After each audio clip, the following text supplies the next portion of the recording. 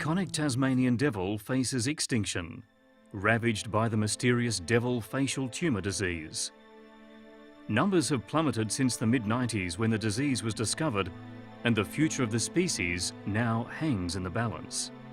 It's a terrible death because the tumor ends up creating so much massive trauma that the animal can't eat or drink. About that time, if it can eat or drink, it's the tumor, it spreads to lungs, brain, rest of the body, and it's just awful. In 2003, when the ferocity of DFTD became apparent, the Australian Zoos Association joined forces with the Save the Tasmanian Devil program to establish an insurance population. The idea was that the disease-free devils will be reintroduced to the Tasmanian landscape when the time is right. The Australian Reptile Park on the central coast of New South Wales readily accepted the challenge, and in 2006 embarked on a mission to establish a major breeding program on the Australian mainland. The goal was to create a viable disease-free population of Tasmanian devils away from the risk of infection.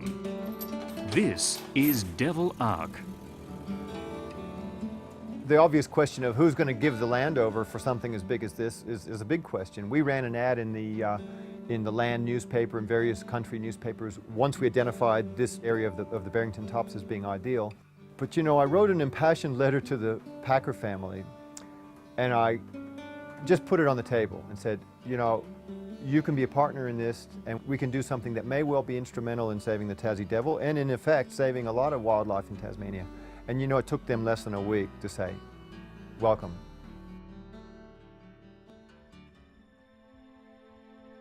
Tasmania is Australia's southernmost state, and an island that has been cut off from the mainland for more than 10,000 years. 40% of the state is considered pristine wilderness. Tasmania is home to unique flora and fauna, but has undergone a series of extinctions. None more high profile than the thylacine, or Tasmanian tiger. The last known sighting of this marsupial was in 1936, after it was hunted to extinction. And the place of the largest carnivorous marsupial was taken by the Tasmanian devil. The devil has a small gene pool, and even though the species has overcome several genetic bottlenecks, it is now vulnerable and susceptible to diseases like DFTD. Well, devil facial tumour disease, DFTD, is a transmissible cancer.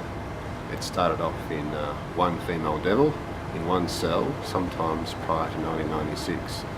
This cell became a cancer cell and got transmitted to another devil, and that devil transmitted to another devil, and so on and so on.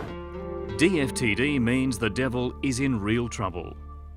There are almost no disease-free wild populations left, and numbers have fallen by over 90%. There could be as few as 10,000 devils left in the wild.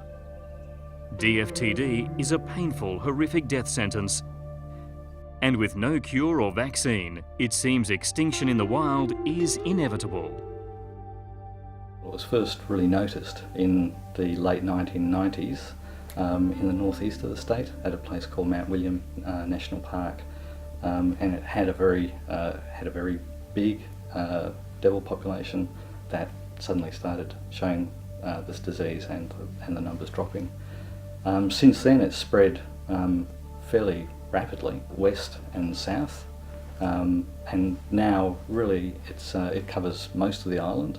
The Tasmanian devil is one of the country's most iconic species. Being the largest carnivorous marsupial means it is a crucial part of the ecosystem. It is widely believed to be the reason that feral pests such as the fox have never taken hold on this isolated island. Tasmania doesn't have the sorts of fox populations that are on the mainland, and our wildlife reflects that. We have a very abundant smaller wildlife. The Tasmanian devil has proved the perfect host, with its natural behaviours helping the rapid spread of the disease. DFTD is passed on by biting, which is part of the wild behaviour of the devil. The immune system of the animal doesn't recognise the disease, and therefore it doesn't fight it. which allows the cancer to spread freely.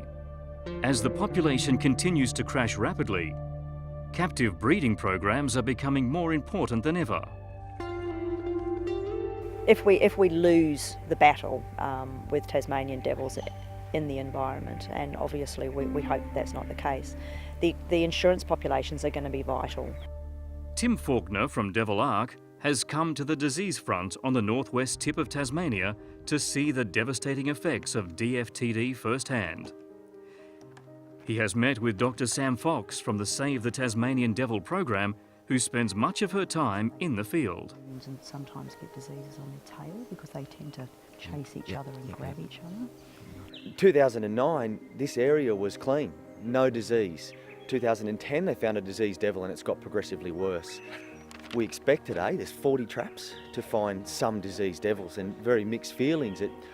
We've caught a 1.5-year-old healthy devil and she's been released, and that's a good feeling. Yeah, how does it feel to catch a diseased devil? It doesn't take long before the team finds a devil that is less than lucky. Her name is Beverly, having been trapped and tagged in earlier years, and she has pouch young. The future's not very bright for this little female at the moment. A couple of months' time and the tumours are going to be so large that she'll either die or be recaptured and euthanased.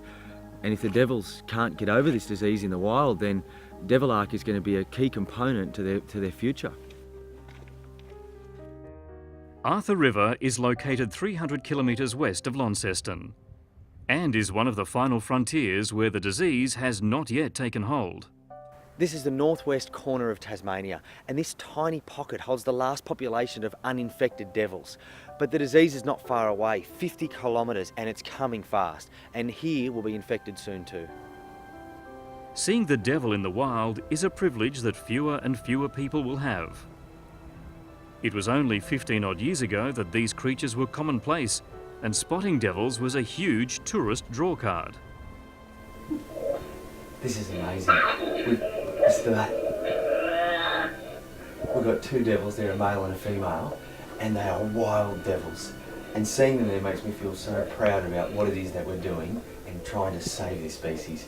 Because watching them, I think, is a bit of a reality check that the disease is coming. And this could be the last time that I see devils in the wild.